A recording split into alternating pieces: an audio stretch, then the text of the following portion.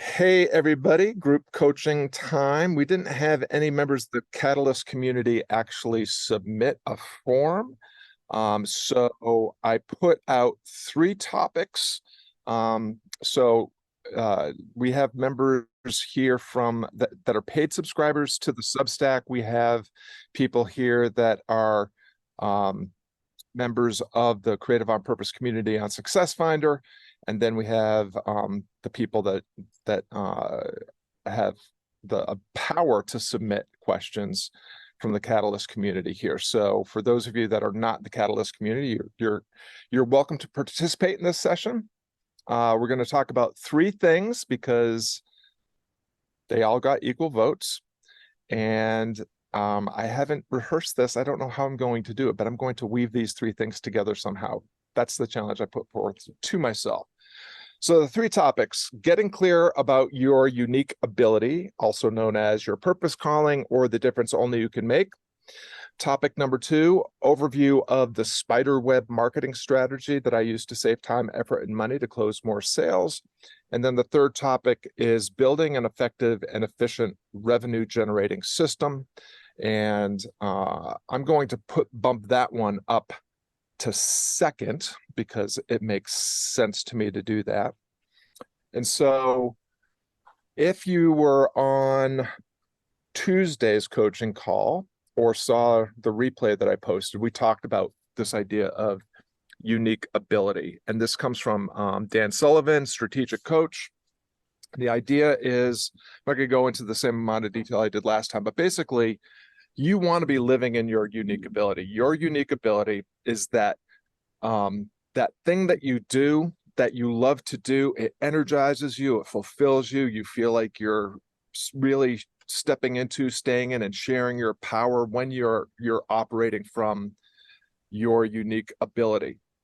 And if I were to put this in Scott Perry language, I would call that akin to the difference only you can make. That place where you are you're finding a perfect kind of Venn diagram overlap of your values and core beliefs, guiding principles, your talents, the things that you just kind of have a natural ability to do that may be reflected in skills that you learned in school and on the job, but those come easy to you because you have this kind of natural ability. And then where you belong, which is with people who share your values and need your talents to enhance their lives. And at the intersection of that is that place where I call the difference only you can make can be found. It can be dialed in. It can be discovered depending on how you go about doing it. Other things that you might call this is calling or purpose, passion, that kind of thing. Unique ability, bottom line is unique ability is your happy place when you're doing work that fills you with a sense of fulfillment, provides your life with meaning, and it feels like you're making a difference, having an impact. Often, and a lot of you here are solopreneurs and freelancers or creatives, and people like us do things like this. We try to do everything.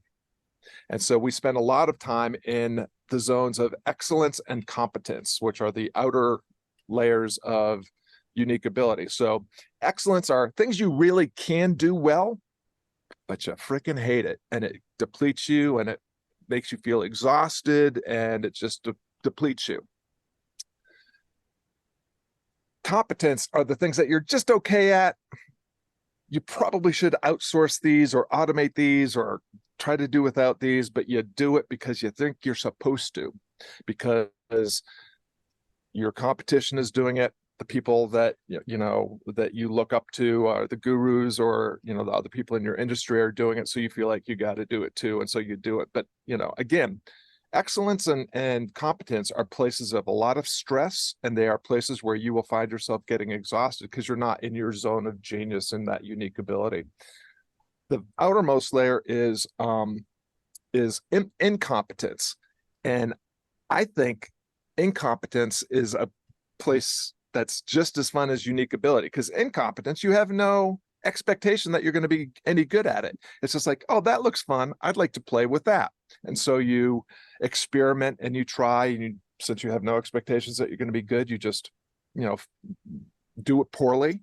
And one of the things that you want to do is if you see a skill or tool or tactic that you feel like is going to enhance your unique ability, you should get better at doing things badly, like play with tools and tactics and things that you think will enhance your unique ability without the expectation that you're going to become great at them or that you're going to, you know, learn them right away. Because it will be easier, it will be fun, and it will be not stressful because you don't expect that you're going to be any good. So that's kind of an overview of unique ability and all the other layers. And Seth, you were asking about this. The reason why I think this is so important is this is actually something I arrived at when I was coaching in the marketing seminar. My very first Akimbo coaching gig is, you know, the marketing seminar provided this great frame for rethinking what marketing is, because people like us often say, I hate marketing, because we think that marketing is trying to sell our stuff, pitch our crap, and it feels, you know, and when you look at the way that's done online, it looks pretty scammy and slimy and clickbaity and all that kind of thing. But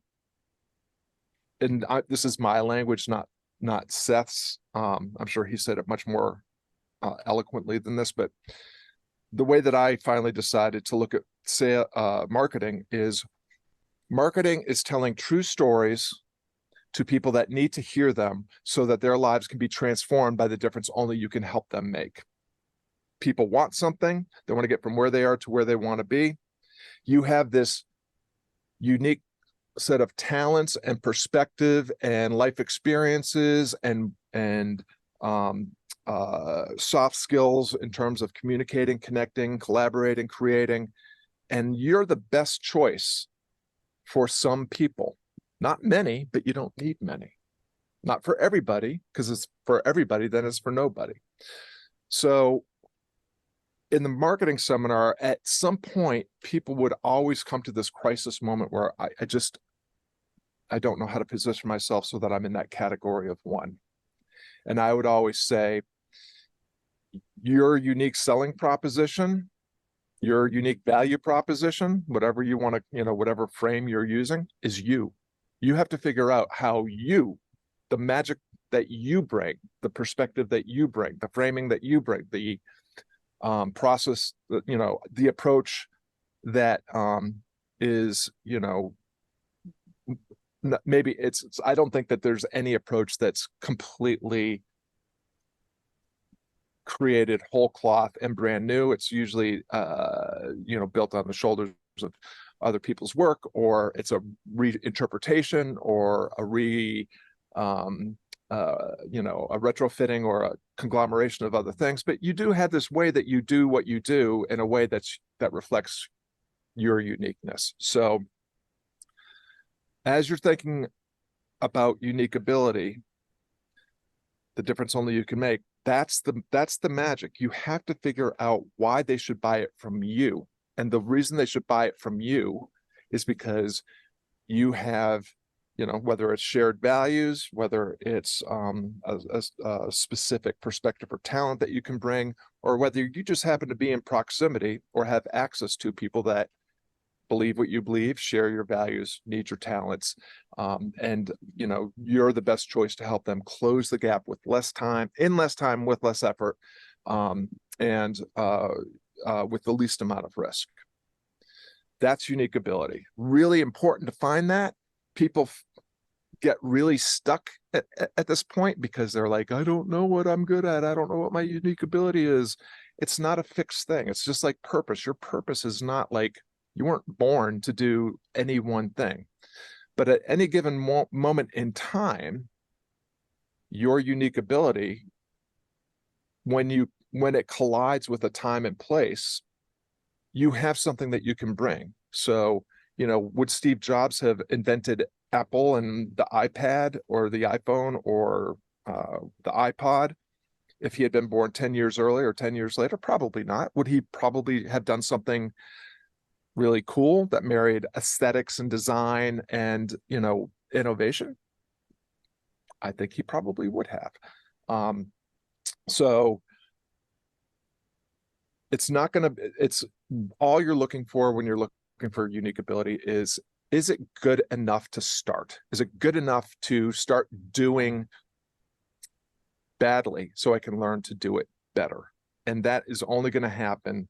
Well, this kind of brings up the spider web. But before I go to the spider web, we're going to go to your revenue generating system.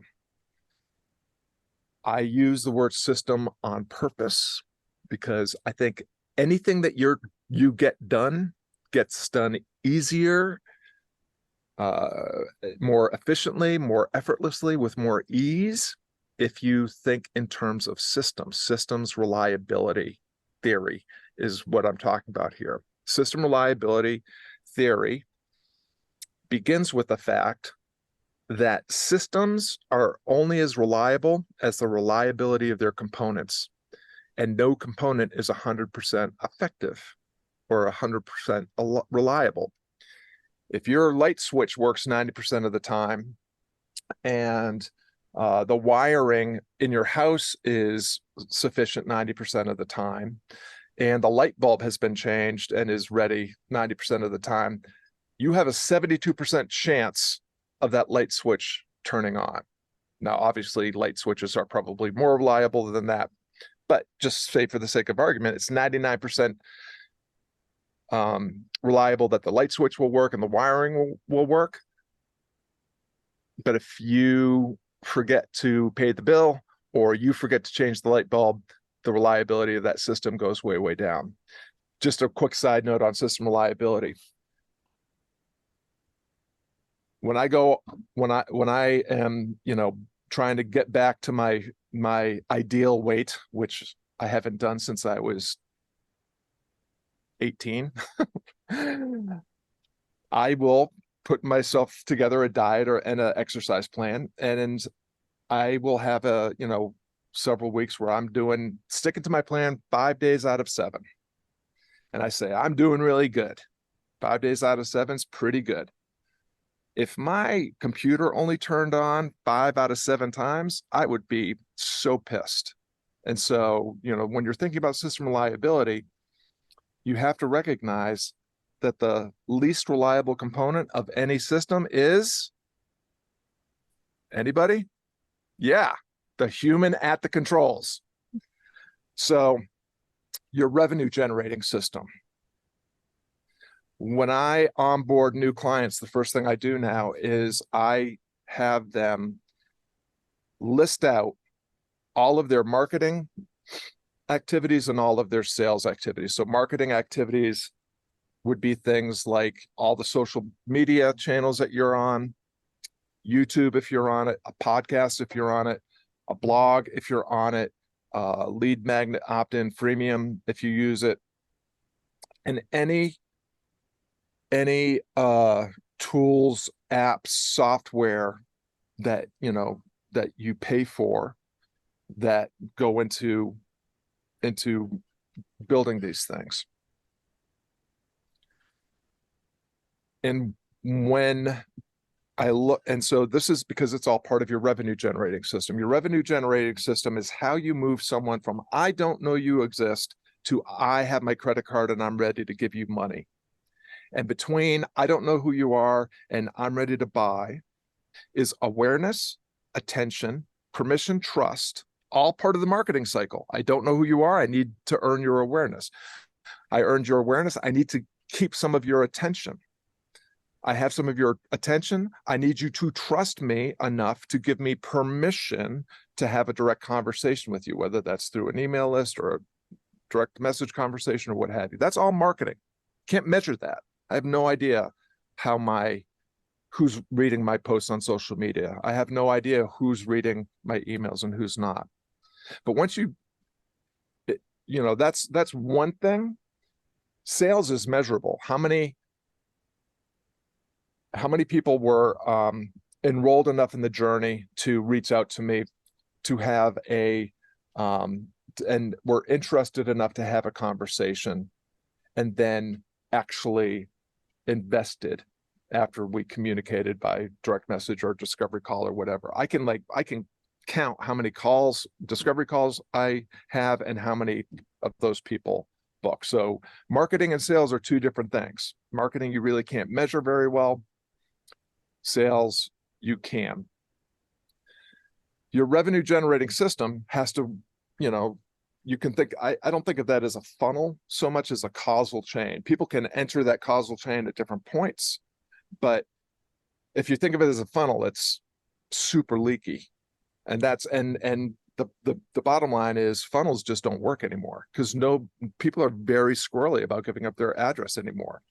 So if you're dreaming that you can jam 10,000 people into a funnel at the top, and that 10 of them will drip out and pay you $10,000 at the bottom, unless you started that 10 or 15 years ago, you're probably not going to achieve that unless you're willing to spend a lot of money on ads.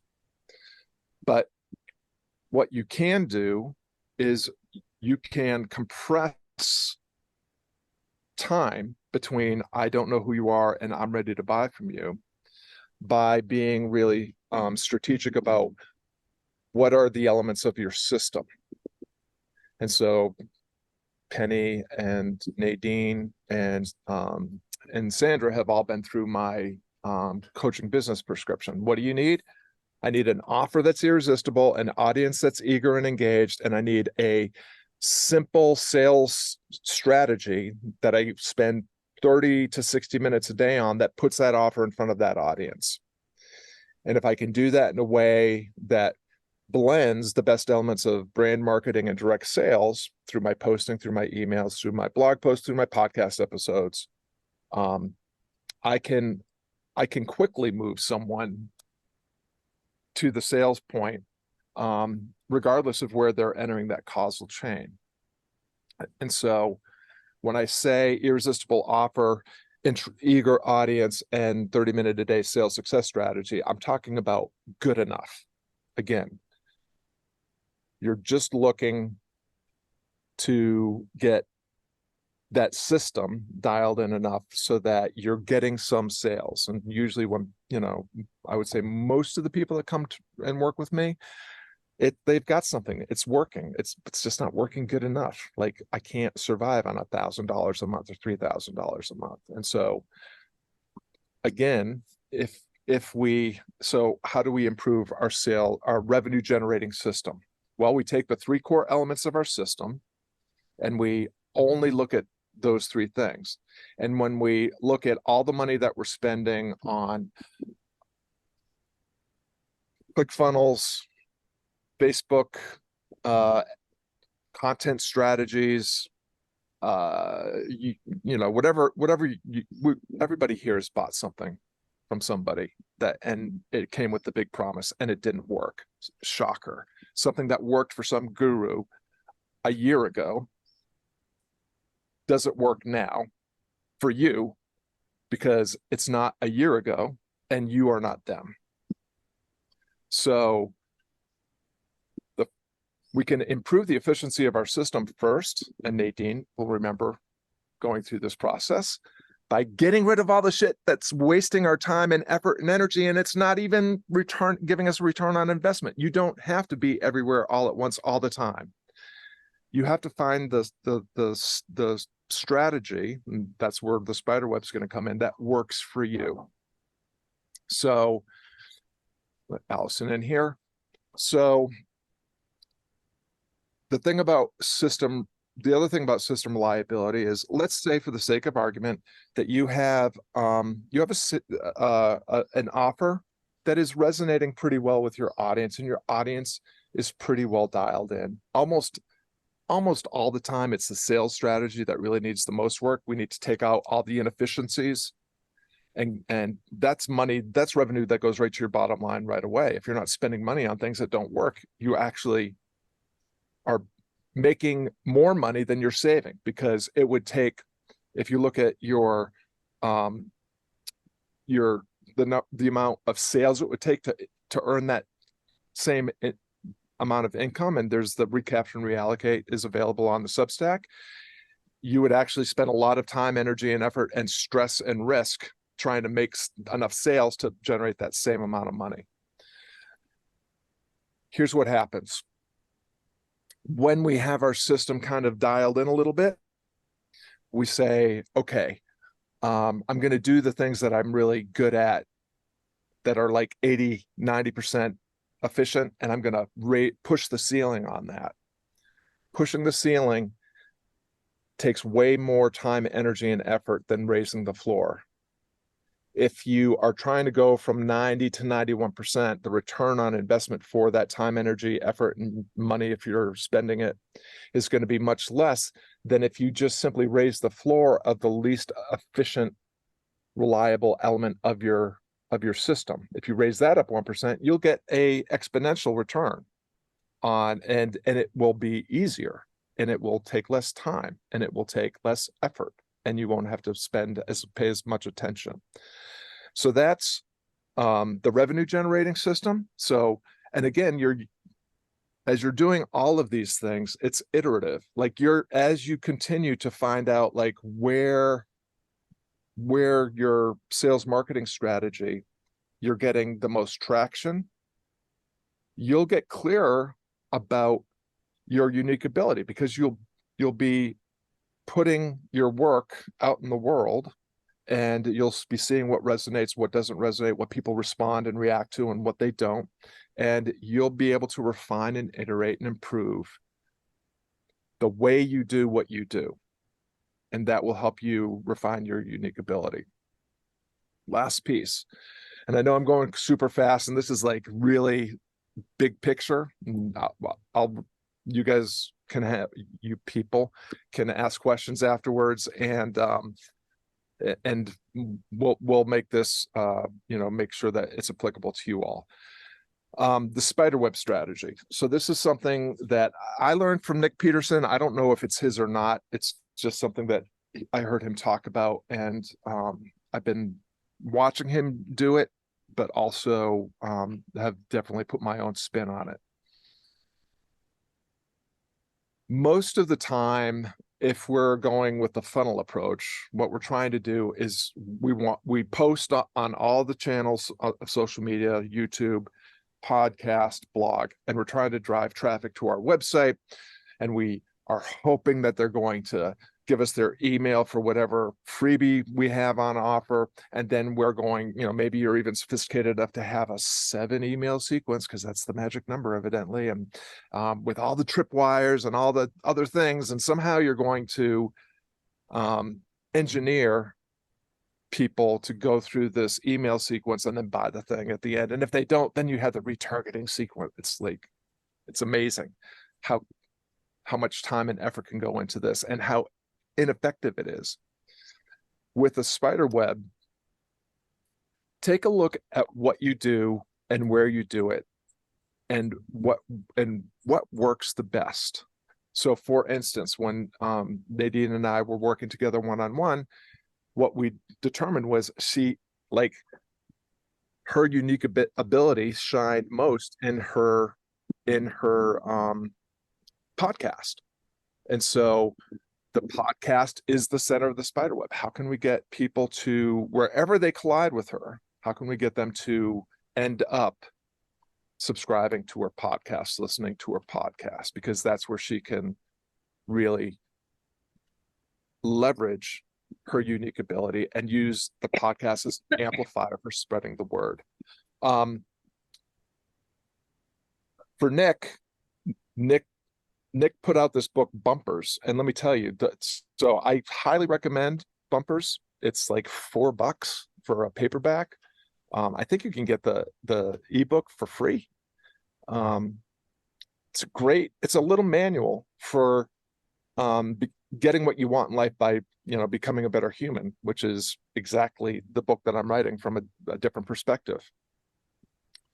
So Nick put this book out initially as like a stapled 10-page document, and people were were loving it. So he expanded it into a book that was loaded with grammatical errors, punctuation errors, sentences that made no sense, but the ideas were so resonant that this book just kept getting cycled around, and he was getting all this feedback from it.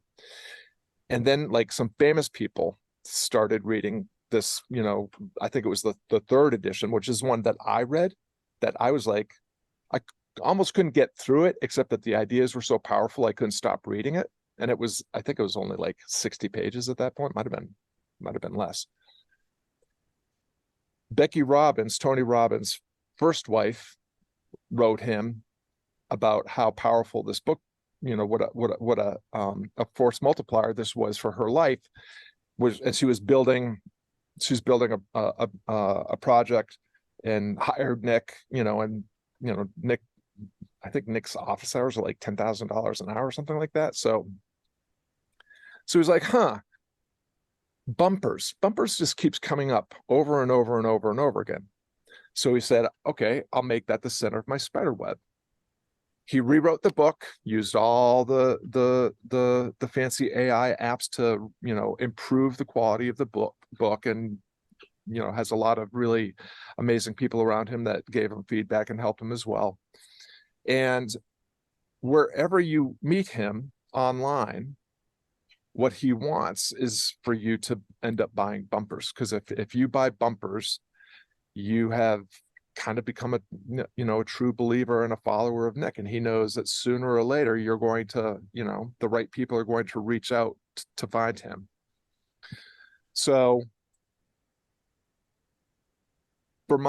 just to give you and so with the Spiderweb strategy, you need to select where's the center of the Spiderweb, where do you want, what's the piece of content or the platform or the outpost that you want people to connect with you, because it gives you the most direct access to them, where you are communicating with them the most directly without having a phone call or well, it's possible to have direct communication through email or direct message. So, but here's the thing that people sometimes get confused about. You want people to end up at that place that you want them to end up at, but you don't want to just use all the other places as ways to trick people or force people to that destination. All of the places that you are sharing that are, you know, social media platforms or YouTube or Amazon, if you write books, they're designed to they want people to stay on those platforms. And if you just are constantly trying to get people to click a link to go to the thing that you want them to get, your stuff, you're not going to get any reach. You're not going to get any traction with these platforms. What you want to do is try to get people to binge your content wherever they are. So if they meet you through a Facebook post, you want to direct them to other Facebook posts. You want to optimize your profile so that people can, you know, get an idea of who you are there. They don't have to click to your site to look at your bio, what have you. If people binge your content where they find it, the right people will eventually look for where they're going to connect with you. So if you look at all of the places that I exist online in terms of outposts, you'll see that everything is optimized to keep people on the platform. I want to, you know, I want people that like me on Facebook to continue to like me on Facebook and consume on Facebook. But if they click my bio and they want to know how to get in touch with me or how they can, you know, learn more, my Substack is where I want them to go.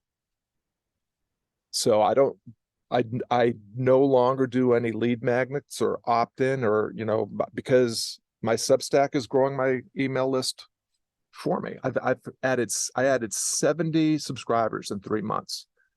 It would sometimes take me a year to get 70 subscribers when I was doing it from my Kajabi site. And so, and then once they're on my Substack, I'm actually having a direct conversation with them. And the other thing I love about Substack is, and some of you here are paid subscribers is I can actually make money doing the things I was doing for free for the last 8 years. I've been sending 3 emails a week forever. I've been doing a podcast forever. And now that those things are both on Substack, enough people are have paid for a subscription that I can actually take my wife out to dinner, and it doesn't have to be McDonald's every month. So that's kind of I did it 30 minutes. So again, unique ability, revenue generating system, Spiderweb strategy. If you can get those 3 things dialed in well enough, you will honestly make your success inevitable, and you can compress time by applying the ideas of system reliability, raise the floor on the least efficient system, components of your system, and don't do anything that's not essential. And that's how you will compress time as you're trying to achieve whatever goal you're trying to achieve. That was a ton. So the fire hose to the face must have knocked Ed right off his chair, because he's disappeared, but the rest of you are still here. So hit me with any reflections or questions or challenges to my assertions. Can you talk again about what did you say? Raising the ceiling versus raising the floor? Yeah. You get that. I'm not smart enough to do the math in my head or on the fly, but basically, like, one way to think about it is, if you think about driverless cars, they're like 90% of the way there, and they got there really, really fast. And people think that, like, absolutely, driverless cars are going to be a thing really soon, and they're not, because that last 10% is where all the hardest parts are. And so if if you think about that in terms of your marketing sales strategy, you can get a element, like you can get your Facebook ads 90% dialed in, and if you just keep pushing to get 90 to 95% to 100%, the amount of time, energy, and effort required, you're doing the hardest part, and so it's going to not be a very good return on investment. On the other hand, if, just say for the sake of argument, you're working on your organic Facebook content strategy, and you're counting up, you're looking at the average number of reactions, impressions, and comments. If that, and if that's if that's one of the more inefficient parts of your strategy, getting better at generating content that increases impressions, increases reactions, and increases comments will give you an exponential return on investment, and it will cost you less time, energy, and effort. Does that make sense, Jackie? Okay.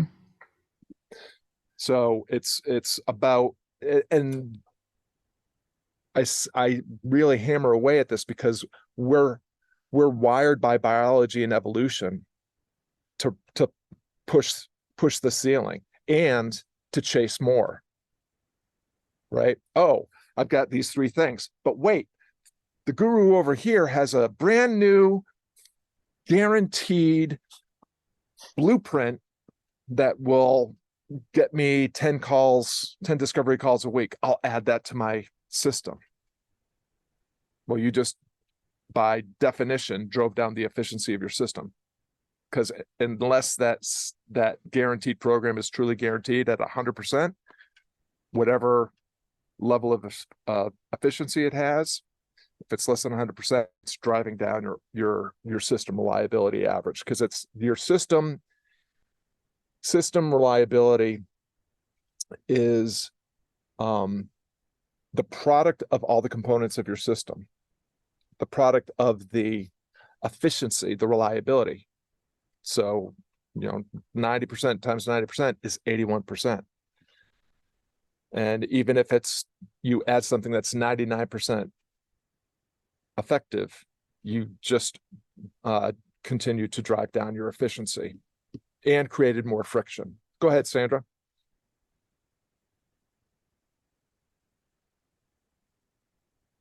Are you there, Sandra? You look frozen. Yeah, I think she's frozen. Yeah, Sandra raised her hand, but she is oh, there she is. You're back. But you're muted. Hi.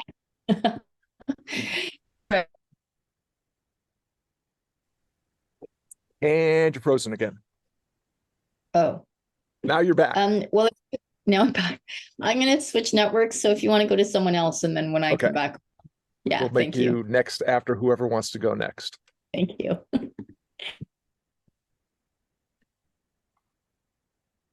Anybody? I have another. Anybody? I have a follow-up question. Why? Okay. Okay, so if you're bringing in another component, why not switch out components rather than, so if you have three and it's working okay, but then you find something else that seems like it works better, why not switch that out? You know, replace one of those three and see if that works.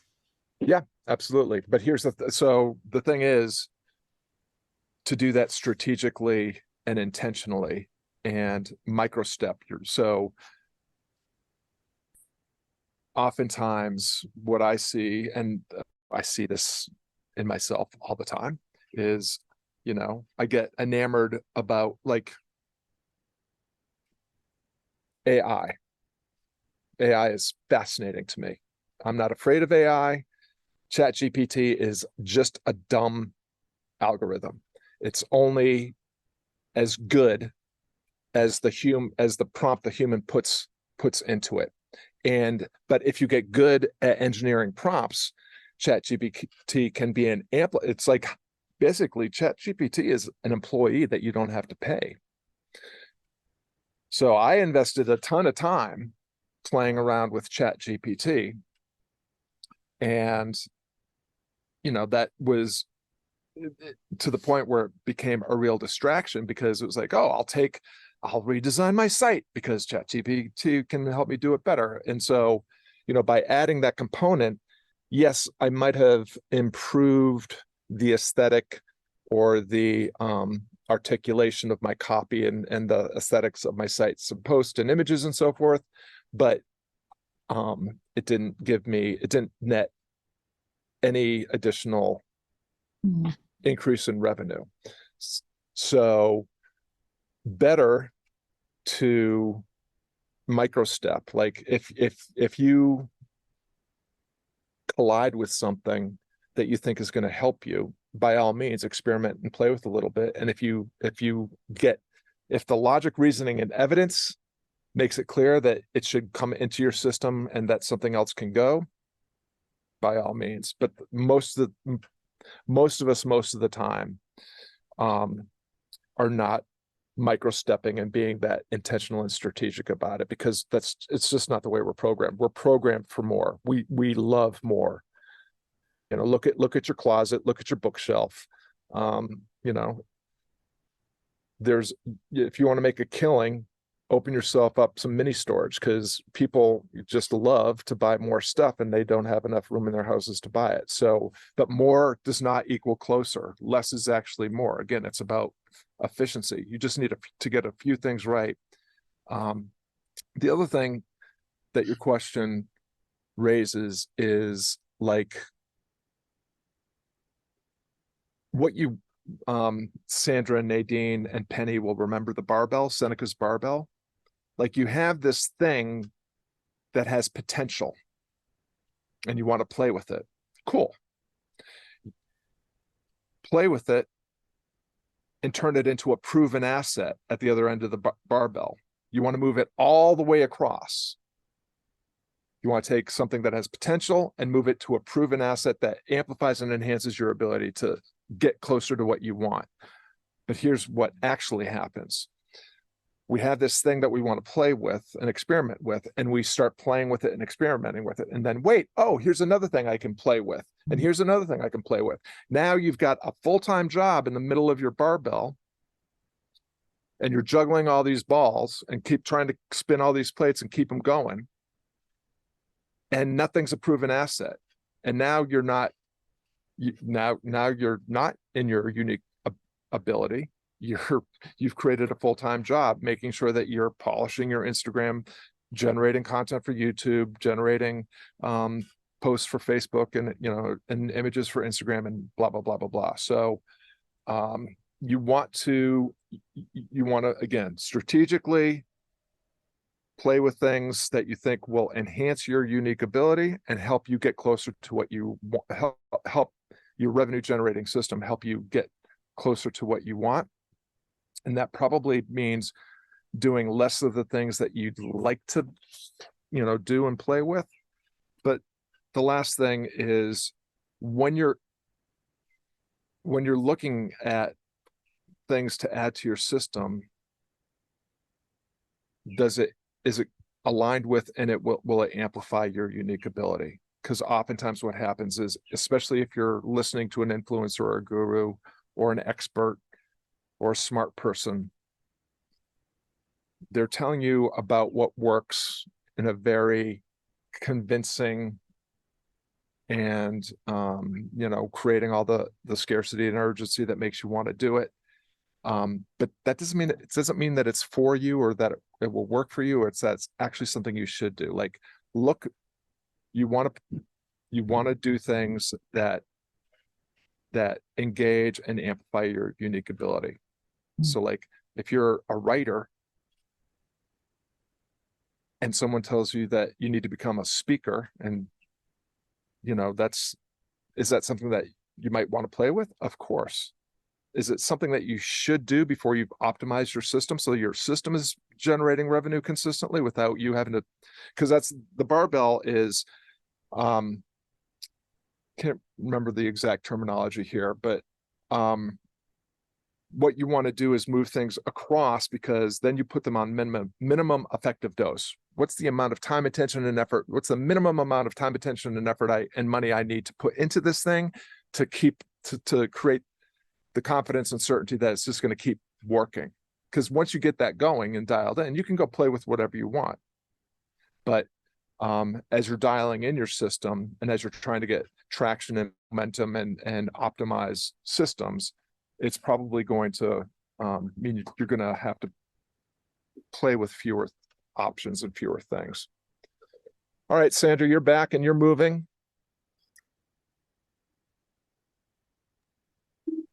Okay. I had a question that was the first point we went over, about getting clear about your unique ability, and then communicating that and sharing stories with that, sharing your magic perspective process approach, right? That you can bring in. And I find I get caught up in the details of the how. Do you advocate for balancing, that thing about don't sell the plane ticket or the journey, sell the destination? But then I just shared an email with a group that I'm with, and all the response I got was like, yeah, but how are you doing that? How are you this? How are you that? And I'm like, well, I've been through the stages where I've shared too much of a process. And then I've had all these people ask the questions, which indicated that they truly didn't read my emails, because the questions they asked, I provided the information in the email. So I learned that they only digest and process so much. So, and I learned that from you, like, share first. Okay, here's my offer. Are you interested? If you're interested in learning more, here's this. Okay, you're interested in that. Are you invested in the time commitment that my program's going to involve? Because if you can't commit the time, then I don't want to onboard you. Right. So I went through the stages like that with you. And then when I went to this group, sort of with that approach, they were like, through my email, like, I shared, okay, I'm wondering what you think about this. Everyone was asking for process. So what do you advise them? It's a great question. And this goes back to something that I didn't touch on in the Spiderweb strategy.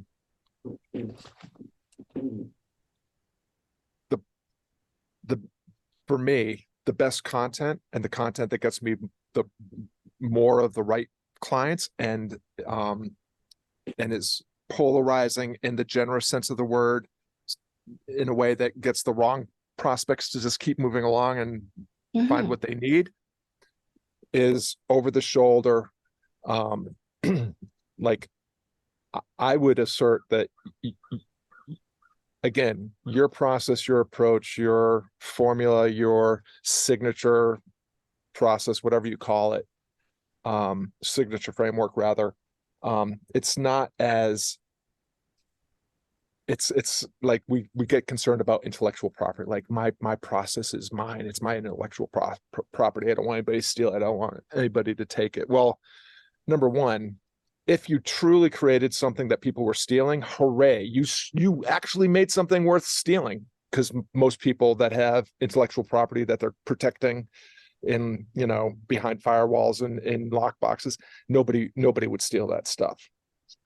The other thing is that they'll never steal the thing that actually makes people buy, which is, how is it that working with Sandra will be the force multiplier necessary for this process, signature framework, what have you, intellectual property to work for me? So yes, you want to, you definitely want to approach every communication with the what's in it for them mentality. Like, here's what you're gonna, like, here's the result that you'll get. Address their pain points and their aspirations, you know, and give them a compelling reason for why, you know, working with you. So the way that I frame the offer is, here's the ideal client or the ideal audience, and I think that demographics actually work better than psychographics. You should have both, but demographics, I mean, like single or professional moms, professional single mothers, right? Like, okay, that's me. I work a job. I'm a professional. I'm a single mom.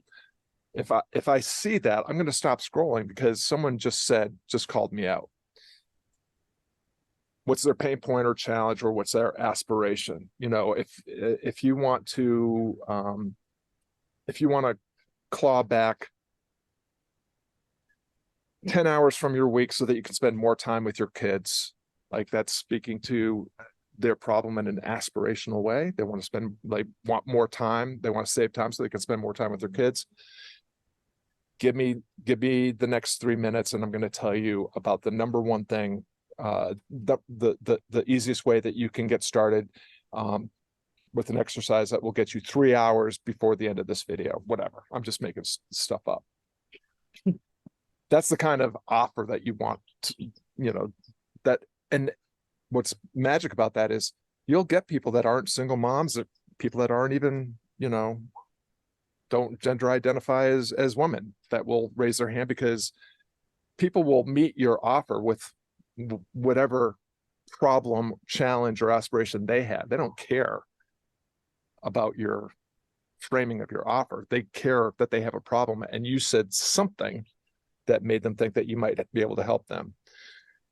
Over the shoulder is, you want to create content that literally ends up over time giving all of your process and intellectual property away, because that's, people don't buy information, they buy transformation. And so if you can, again, you know, post by post, email by email, give them one piece of value that, if they implement it, will actually get them a result that they want. You're demonstrating authority and expertise. You're demonstrating generosity, you know, and that whole idea of reciprocity kind of kicks in. And yeah, people are not buying your process. They may be interested, but mostly, my guess is, Sandra, that most of the people that responded to your email, they're like, how much time is this going to take? How hard is it going to be? You know, how much attention do I have to pay? You know, that kind of thing. So it's like, I'm all like, the things that people want are more time and more money. Those are the two most popular, not in that order. But, you know, there's plenty of other assets that people want. They want status. They want belonging. They want to save energy and effort. You know, there's all sorts of things that you can be addressing. And if you frame your offer so that it demonstrates that they are going to save time, money, energy, effort, raise their status, or if it makes sense, reduce, you know, some people actually are wanting to go in the opposite direction, but that's over the shoulder has been probably the biggest force multiplier that I've employed by actually demonstrating, like, I'm going to post this video and people are going to see me giving away all of my valuable wisdom away for free. But I'm demonstrating that I know what I'm talking about, that I care about what I talk about, and I care about the people that I'm sharing this with. And so what people are actually paying for ultimately, whether it's with money or time or attention or whatever, is they're paying for you making the change that they want to happen in less time, with less effort, for less money, with less risk. That's what they're actually paying for. And so you can demonstrate all of that by doing this kind of over the shoulder, or just sharing elements of your process that get people an actionable piece of value, something that if they employed it, they would actually get a meaningful result right away. Does that make sense? It does, but then the question that comes to me is that, so is it enough to share the promise of transformation?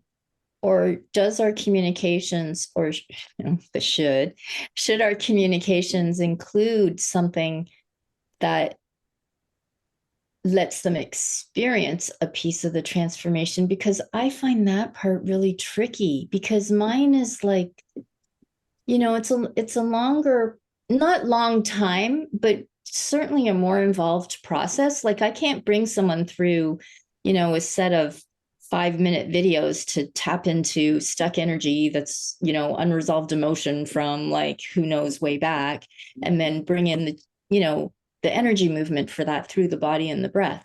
Like, so is it enough just to say, here's what transformation can look like, or here's what, like, give hope? Like, I like, whoa, what? So if in my experience, what works best is what we're doing right now. So if you look at my Spiderweb, you can connect with me through social media, YouTube, podcasts, whatever, and you might end up in a room like this. Some of you are here as part of the Creative on Purpose community. I give you access to the Monday call, and you can sit in on the coaching calls. You're going to get, it's almost like a trial. Like you can try me on, you can try me out. And if it makes sense, you'll go ahead and buy, because what you want is a deeper level of connection, access, and assistance with implementation. If you're a free subscriber, you're going to get to the Substack, you'll get access to some free trainings like this. And if you're serious about making a change and you think I'm the person that can help you do that, you will get a paid subscription, which gives you another layer of access to 2 calls a week. You can sit in on the group coaching calls. And so I think, you know, doing things like this for you, Sandra, would be amazing, because you are really good at what you do. You are great on video, and your care and consideration for the change that you want to make and for the kind of people you want to help really shines when you're doing video. You do that video live for a group of people that show up in a Zoom room, and you put them through the pose or whatever. And then, you know, what's going to happen with this video? Video is going to be out there for people to, you know, get a taste. Clips of it are going to appear as posts on social media. You know, this hour of my time that I'm giving away, and I'm giving, you know, some of my best ideas is going to give me content for a month, and I'm going to earn more allegiance capital with this video and all the ways it's repurposed than I'll earn with any perfectly crafted video that I created, with my teleprompter app and my, sweating over copy for, 4 hours and all that kind of stuff. Last thing, go ahead. Yes. And though it feels like for us to end up here on this call with you, Scott, like you've had this huge funneling to this point. How do you know? It's everywhere. It's Substack, it's this, it's Facebook, it's like, right. Yes. But again, all repurposed. When you see something on Facebook, that's true. You're going to see the same thing on Twitter and the same thing on LinkedIn. And it comes from a broadcast I did on YouTube. And it's all like everything I do, Sandra, I'm trying to get, I always say I try to get at least 4 additional, I get 12 easily on everything I do. Because, all right, just quick example. This video, going to go on YouTube, search engine. I get great SEO and reach on the YouTube videos because it's a search engine. I can take clips and put them on Facebook, Instagram, Twitter, LinkedIn. I will take elements of this and create, use a transcript to create a Substack article. I will extract the audio and put it into the podcast. So it'll go on Google Play and Spotify and iTunes and